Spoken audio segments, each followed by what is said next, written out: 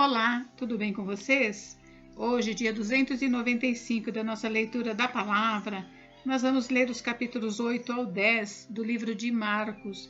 Vamos à leitura? Capítulo 8. A segunda multiplicação de pães e peixes.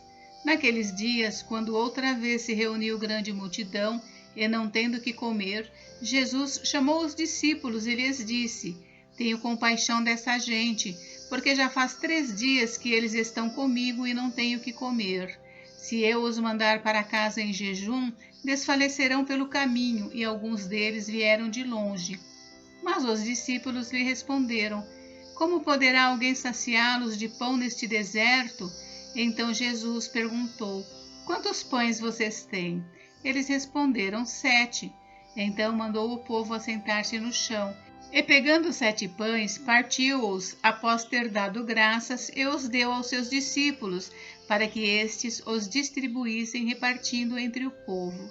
Tinham também alguns peixinhos, e abençoando-os, mandou que estes igualmente fossem distribuídos. Comeram e se fartaram, e dos pedaços restantes recolheram 7 cestos.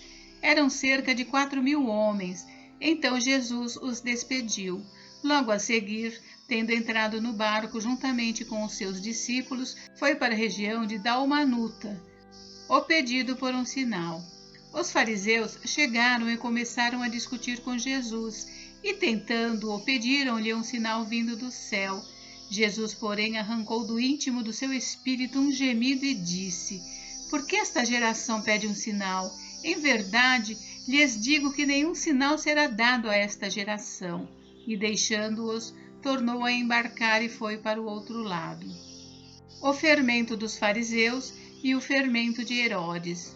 Ora, os discípulos se esqueceram de levar pão e no barco não tinham consigo senão um só. Jesus os preveniu dizendo: Fiquem atentos e tomem cuidado com o fermento dos fariseus e com o fermento de Herodes. E eles começaram a discutir entre si dizendo: Ele diz isso porque não temos pão. Jesus percebeu isso e perguntou: Por que vocês estão discutindo sobre o fato de não terem pão? Vocês ainda não percebem nem compreendem? Têm o coração endurecido? Tendo olhos não veem, e tendo ouvidos não ouvem? Não se lembram de quando parti os 5 pães para os 5.000? Quantos cestos cheios de pedaços vocês recolheram? Eles responderam: 12. E de quando parti os 7 pães para os 4.000? Quantos cestos cheios de pedaços vocês recolheram? Responderam: 7. Ao que Jesus lhes disse: Vocês ainda não compreendem? A cura de um cego em Betsaida. Então chegaram a Betsaida. E lhe trouxeram um cego e pediram a Jesus que tocasse nele. Jesus, tomando o cego pela mão, levou-o para fora da aldeia. Então cuspiu nos olhos do homem, e impondo-lhe as mãos, perguntou: Você vê alguma coisa? O homem, recuperando a visão, respondeu: Vejo pessoas, mas elas parecem árvores que andam. Então Jesus novamente pôs as mãos sobre os olhos dele, e o homem, passando a ver claramente, ficou restabelecido, e distinguia tudo de modo perfeito. E Jesus o mandou para casa, recomendando-lhe: Não entre na aldeia. A confissão de Pedro. Então Jesus e os seus discípulos foram para as aldeias de Cesareia de Felipe. No caminho perguntou-lhes: Quem os outros dizem que eu sou? Os discípulos responderam: Uns dizem que é João Batista, outros dizem que é Elias, e ainda outros dizem que é um dos profetas.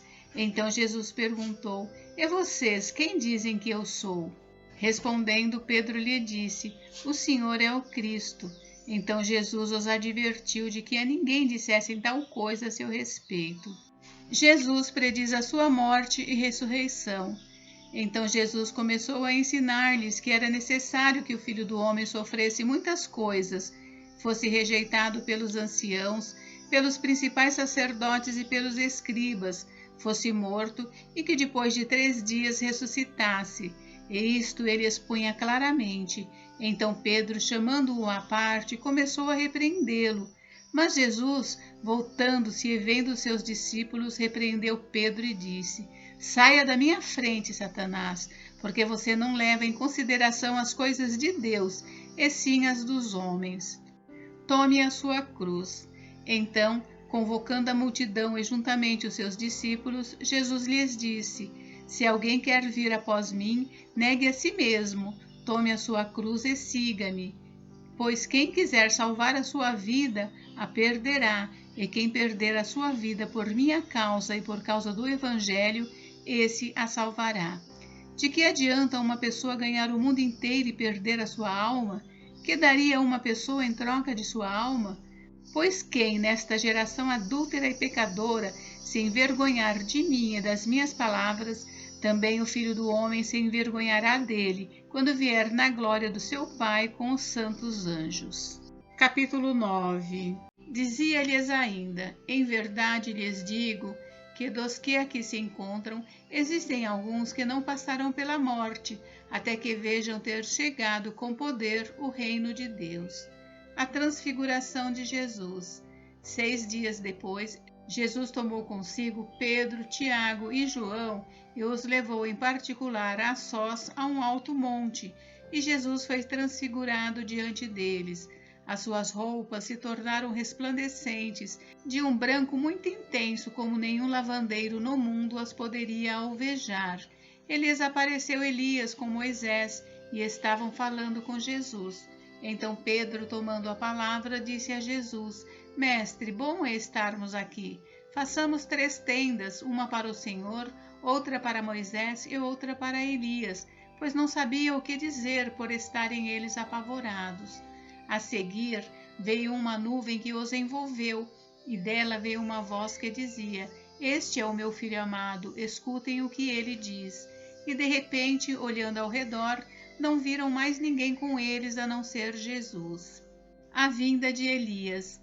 Ao descerem do monte, Jesus lhes ordenou que não divulgassem as coisas que tinham visto, até o dia em que o Filho do Homem ressuscitasse dentre os mortos. Eles guardaram a recomendação, perguntando uns aos outros o que seria esse ressuscitar dentre os mortos. Então perguntaram a Jesus: por que os escribas dizem ser necessário que Elias venha primeiro? Jesus respondeu: Elias, vindo primeiro, restaurará todas as coisas, como então está escrito sobre o Filho do Homem, que sofrerá muito e será desprezado. Eu, porém, lhes digo que Elias já veio, e fizeram com ele tudo o que quiseram, como está escrito a respeito dele. A cura de um menino. Quando eles se aproximaram dos outros discípulos, viram numerosa multidão ao redor deles e os escribas discutindo com eles. E logo toda a multidão, ao ver Jesus, ficou surpresa e, correndo até ele, o saudava. Então Jesus perguntou: O que é que vocês estão discutindo com eles? E um do meio da multidão respondeu: Mestre, eu trouxe até o Senhor o meu filho, que está possuído de um espírito mudo. E este, sempre que se apossa dele, lança-o por terra e ele espuma, range os dentes e vai definhando. Pedi aos seus discípulos que o expulsassem, mas eles não puderam. Então Jesus exclamou: Ó geração incrédula, até quando estarei com vocês? Até quando terei de suportá-los? Tragam o menino até aqui.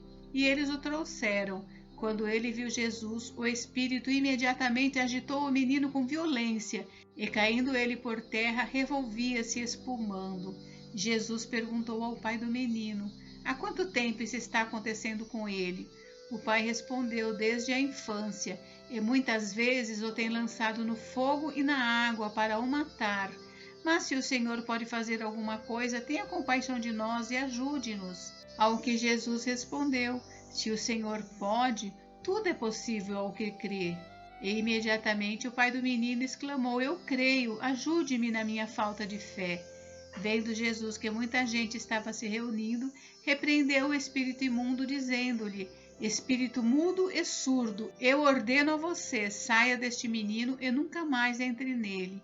E ele, gritando e agitando-o muito, saiu, deixando-o como se estivesse morto, a ponto de muitos dizerem: morreu. Mas Jesus, tomando-o pela mão, o ergueu e ele se levantou. Quando Jesus entrou em casa, os seus discípulos lhe perguntaram em particular: por que nós não podemos expulsá-lo? Jesus respondeu: esse tipo de espírito só pode ser expulso por meio de oração. De novo, Jesus prediz a sua morte e ressurreição. E tendo saído dali, passavam pela Galiléia, e Jesus não queria que ninguém o soubesse, porque ensinava os seus discípulos e lhes dizia: o Filho do Homem será entregue nas mãos dos homens, e estes o matarão, mas 3 dias depois da sua morte ressuscitará. Eles, porém, não compreendiam isso e tinham medo de perguntar. O maior no reino dos céus. Chegaram então a Cafarnaum. Estando em casa, Jesus perguntou aos discípulos: sobre o que vocês estavam discutindo no caminho? Mas eles se calaram, porque no caminho tinham discutido entre si sobre quem era o maior. E Jesus, assentando-se, chamou os 12 e lhes disse: se alguém quer ser o primeiro, será o último e servo de todos. Trazendo uma criança, colocou-a no meio deles e, tomando-a nos braços, disse-lhes: quem receber uma criança tal como esta em meu nome, recebe a mim. E quem receber a mim, não é a mim que recebe, mas aquele que me enviou. Quem não é contra nós, é por nós. João disse a Jesus: Mestre, vimos um homem que expulsava demônios em seu nome, mas nós o proibimos de fazer isso, porque não nos seguia. Mas Jesus respondeu: não o proíbam, porque não há ninguém que faça milagre em meu nome e logo a seguir possa falar mal de mim. Pois quem não é contra nós é a favor de nós. Pois aquele que lhes der de beber um copo de água em meu nome, porque vocês são de Cristo, em verdade lhes digo que de modo nenhum perderá a sua recompensa. Os tropeços. E se alguém fizer tropeçar um desses pequeninos que creem em mim, seria melhor para esse que uma grande pedra de moinho fosse pendurada ao seu pescoço e fosse jogado ao mar. E se a sua mão leva você a tropeçar, corte-a, pois é melhor você entrar aleijado na vida do que, tendo as 2 mãos, ir para o inferno, para o fogo que nunca se apaga, onde não lhes morre o verme, nem o fogo se apaga. E se o seu pé leva você a tropeçar, corte-o, pois é melhor você entrar na vida aleijado do que, tendo os 2 pés, ser lançado no inferno, onde não lhes morre o verme, nem o fogo se apaga.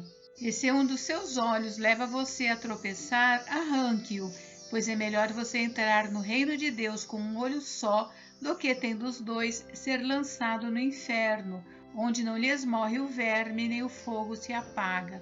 Porque cada um será salgado com fogo. O sal é bom, mas se o sal vier a se tornar insípido, como lhe restaurar o sabor? Tenham sal em vocês mesmos e paz uns com os outros. Capítulo 10. A respeito do divórcio. Saindo dali, Jesus foi para o território da Judéia e para além do Jordão. E outra vez as multidões se reuniram junto a ele, e de novo ele as ensinava segundo seu costume. E aproximando-se alguns fariseus, o puseram à prova, perguntando: é lícito ao marido repudiar a sua mulher? Jesus respondeu: o que foi que Moisés ordenou a vocês? Eles disseram: Moisés permitiu escrever uma carta de divórcio e repudiar. Mas Jesus lhes disse: foi por causa da dureza do coração de vocês que Moisés deixou escrito esse mandamento. Porém, desde o princípio da criação, Deus os fez homem e mulher. Por isso o homem deixará o seu pai e a sua mãe e se unirá à sua mulher, tornando-se os 2 uma só carne, de modo que já não são mais 2, porém uma só carne. Portanto, que ninguém separe o que Deus ajuntou. Em casa, os discípulos voltaram a fazer perguntas sobre esse assunto, e Jesus lhes disse: quem repudiar a sua mulher e casar com outra comete adultério contra aquela. E se ela repudiar o seu marido e casar com outro, comete adultério. Jesus abençoa as crianças. Então trouxeram algumas crianças a Jesus para que as abençoasse, mas os discípulos os repreendiam. Jesus, porém, vendo isto, indignou-se e disse-lhes: deixem que os pequeninos venham a mim, não os impeçam, porque dos tais é o reino de Deus. Em verdade lhes digo, quem não receber o reino de Deus como uma criança, de maneira nenhuma entrará nele. Então, tomando as crianças nos braços e impondo-lhes as mãos, as abençoava. O jovem rico.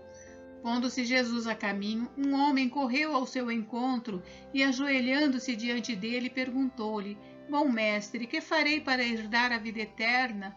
Jesus respondeu: Por que você me chama de bom? Ninguém é bom a não ser um que é Deus. Você conhece os mandamentos: não mate, não cometa adultério, não furte, não dê falso testemunho, não defraude ninguém, honre o seu pai e a sua mãe.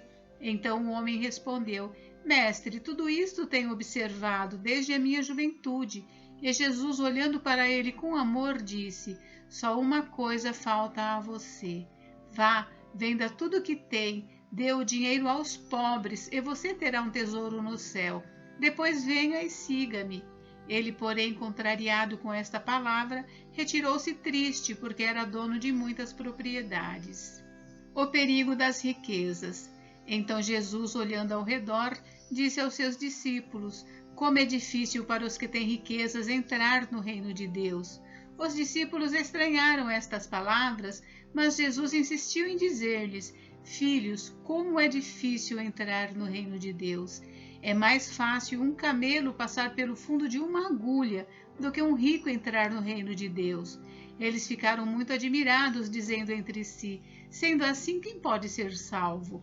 Jesus, olhando para eles, disse: Para os seres humanos é impossível, contudo não para Deus, porque para Deus tudo é possível. Então Pedro começou a dizer-lhe: Eis que nós deixamos tudo e seguimos o Senhor. Jesus respondeu: Em verdade, lhes digo que não há ninguém que tenha deixado casa, irmãos, irmãs, mãe, pai, filhos ou campos por minha causa e por causa do Evangelho, que não receba já no presente 100 vezes mais casas, irmãos, irmãs, mães, filhos e campos, com perseguições, e no mundo por vir receberá a vida eterna. Porém, muitos primeiros serão os últimos, e os últimos serão os primeiros. Jesus, ainda outra vez, prediz a sua morte e ressurreição. Estavam a caminho, subindo para Jerusalém, e Jesus ia adiante dos seus discípulos. Estes se admiravam e o seguiam, tomados de apreensões. E Jesus, chamando outra vez os 12 para um lado, começou a revelar-lhes as coisas que deviam acontecer com ele, dizendo: Eis que subimos para Jerusalém, e o Filho do Homem será entregue aos principais sacerdotes e aos escribas. Eles vão condená-lo à morte e entregá-lo aos gentios. Vão zombar dele, cuspir nele, açoitá-lo e matá-lo, mas depois de 3 dias ressuscitará. O pedido de Tiago e João. Então se aproximaram dele Tiago e João, filhos de Zebedeu, dizendo: Mestre, queremos que o Senhor nos conceda o que vamos pedir. E Jesus lhes perguntou: O que querem que eu lhes faça? Eles responderam: Permite-nos que na sua glória nos assentemos um à sua direita e o outro à sua esquerda. Mas Jesus lhes disse: Vocês não sabem o que estão pedindo. Será que podem beber o cálice que eu bebo ou receber o batismo com que eu sou batizado? Eles responderam: Podemos. Então Jesus lhes disse: Vocês beberão o cálice que eu bebo e receberão o batismo com que eu sou batizado. Quanto a sentar-se à minha direita ou à minha esquerda, não me compete concedê-lo, pois é para aqueles a quem está preparado. Quando os outros 10 discípulos ouviram isso, começaram a ficar indignados com Tiago e João.